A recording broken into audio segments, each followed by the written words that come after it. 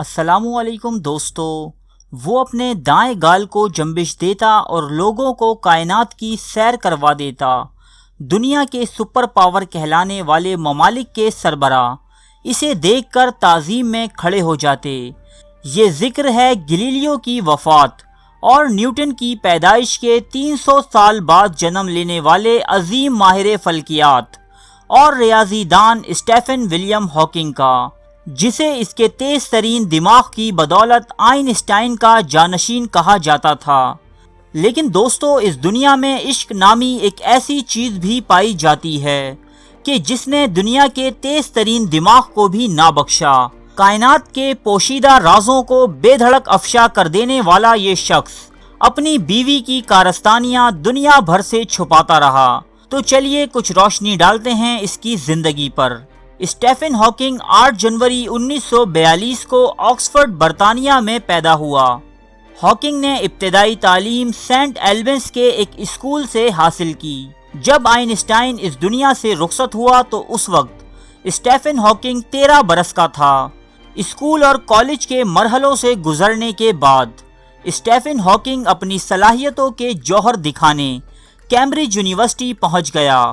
انہی دنوں اس کی ملاقات جین نامی ایک لڑکی سے ہوئی اور یہ دونوں ایک دوسرے کو پسند کرنے لگے۔ 1962 میں کہ جب اس کا تعلیمی کیریئر اپنے عروج پر تھا، ڈاکٹروں نے ہاکنگ کو بتایا کہ وہ ALS نامی ایک لا علاج مرض کا شکار ہو گیا ہے۔ آہستہ آہستہ اس کا جسم مفلوج ہوتا جائے گا اور بہت جلد وہ زندگی کی بازی ہار جائے گا۔ یہ خبر ہاکنگ پر بجلی بن کر گری۔ ایک جانب موت اس کا انتظار کر رہی تھی تو دوسری جانب اس کے خواب تھے۔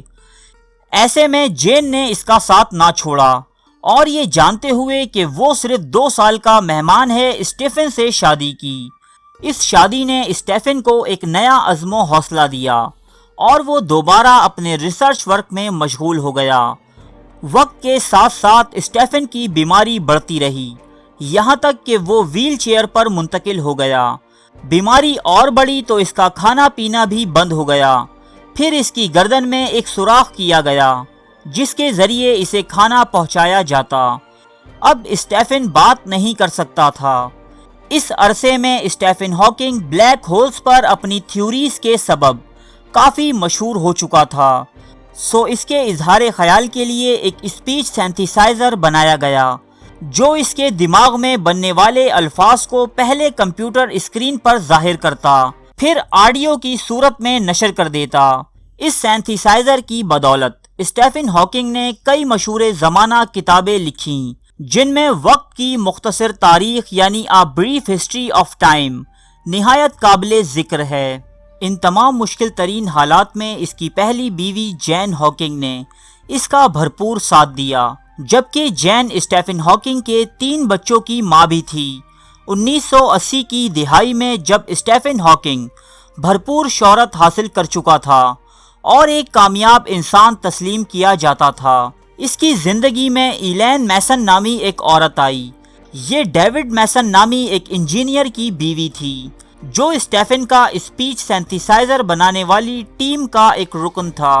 ایلین بحیثیت نرس اسٹیفن ہاکنگ سے وابستہ ہوئی، لیکن آہستہ آہستہ اسے اپنے دام محبت میں گرفتار کر لیا اور 1995 میں اسٹیفن ہاکنگ نے اپنی بے لوث محبت کرنے والی بیوی جین کو چھوڑ کر اس ایلین نامی نرس سے شادی کر لی، جبکہ ایلین نے بھی اس شادی کے لیے اپنے سابق شوہر اور 2 بیٹوں کو چھوڑ دیا، ایک ایسے شخص کے ساتھ رہنے کی خاطر کہ جس کی صرف پلکیں حرکت کر سکتی تھیں۔ تبصرہ نگاروں نے رائے دی کہ یہ شادی محض دولت کے لیے کی گئی ہے، لیکن ایلین نے اس الزام کو ہمیشہ رد کیا۔ اسٹیفن ہاکنگ اس شادی پر بہت خوش تھا۔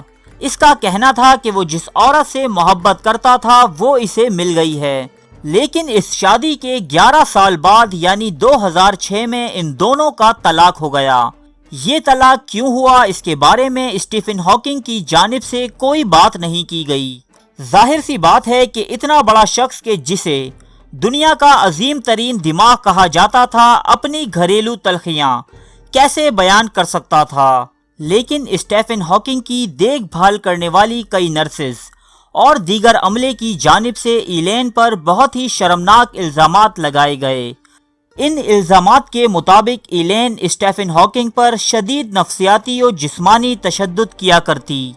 اس کی ویل چیئر دیواروں سے ٹکرا کر اسٹیفن ہاکنگ کے چھوٹے موٹے فریکچر کر دیتی، اسٹیفن کو اسی کے پیشاب سے بھگو دیتی، اس کے گال پر چھری سے زخم لگا دیتی، اسے نہلاتے وقت پانی کے ٹب میں ڈبو دیتی، یہاں تک کہ پانی اس کی گردن میں ہوئے سوراخ کے ذریعے اس کے جسم میں داخل ہو جاتا۔ ایلین اسٹیفن ہاکنگ کو بھری گرمیوں کی دوپہر میں اپنے گارڈن میں بے یار و مددگار چھوڑ دیا کرتی کہ جس سے اسے ہیٹ اسٹروک ہو جایا کرتا اور اس کی جلد بھی جھلس جاتی۔ اسٹیفن ہاکنگ کے جسم پر مختلف زخموں کے نشان دیکھ کر اس کی بیٹی لوسی ہاکنگ نے اپنی سوتیلی ماں کے خلاف پولیس کمپلین کی، جس پر پولیس نے کچھ پوچھ گچھ کے بعد ایلین کو رہا کر دیا۔ ایلین اسٹیفن کے جسم پر موجود زخموں کے نشانات کی کوئی ٹھوس وجہ نہ پیش کر سکی تھی، لیکن قانون کا سہارا لیتے ہوئے بچ نکلی۔ اس واقعے کے بعد اسٹیفن اور ایلین کے درمیان طلاق ہو گئی۔ اس طلاق کے نتیجے میں ایلین کے ہاتھ کتنی دولت لگی یہ بات ظاہر نہ کی گئی، لیکن نیوہیم کیمبرج شائر میں واقع صرف ایک گھر کی قیمت 2.8 ملین ڈالر تھی، جو کہ ایلین کے نام تھا۔ تو ظاہر ہے کہ اس شادی اور طلاق سے ایلین کو بے انتہا فائدہ ہوا۔ جب اس عظیم سائنسدان سے یہ سوال کیا گیا کہ کائنات میں بلیک ہول، گریوٹی، مصنوعی ذہانت وغیرہ میں سے آپ کے لیے وہ کون سی چیز ہے جو ہمیشہ معمہ رہی، ہاکنگ نے مسکراتے ہوئے جواب دیا، عورت۔ اور ہاکنگ نے یہ بات بالکل سچ کہی تھی، عورت ہی ایک ایسی چیز تھی کہ جسے سمجھنے میں اسے دھوکہ ہوا۔ تاریخ ایسے قصوں سے بھری پڑی ہے کہ جب بڑے بڑے فاتحین کے جنہیں کوئی سورما مغلوب نہ کر سکا، وہ بھی حسن و عشق کے آگے اپنی ہستی گوا بیٹھے، یہاں تک کہ خدا کے وجود سے انکاری اپنے تیز دماغ اور انوکھے نظریات پر نازاں اسٹیفن ہاکنگ بھی عشق کے آگے مغلوب ہوا۔ اس ویڈیو کی تیاری میں ہم نے ڈیلی میل نامی اخبار کے ایک آرٹیکل کے ساتھ ساتھ کئی اور آرٹیکلز کی مدد لی ہے۔ ارے فرینڈز، ایک منٹ، آپ ایسے ہی جا رہے ہیں؟ اتنی محنت سے ویڈیو بنائی ہے، ایک لائک تو بنتا ہے نا؟ اور دوسرا یہ کہ آپ ہمیں اتنی بڑی دنیا میں دوبارہ کیسے ڈھونڈیں گے؟ تو اس کا حل یہ ہے کہ آپ ہمارے چینل کو سبسکرائب کر لیجئے اور اس بیل کے آئیکن کو کلک کر دیجئے۔ اس طرح ہمارے آنے والی تمام ویڈیوز آپ تک پہنچتی رہیں گی۔ ارے ڈریے مت، یہ بالکل فری ہے۔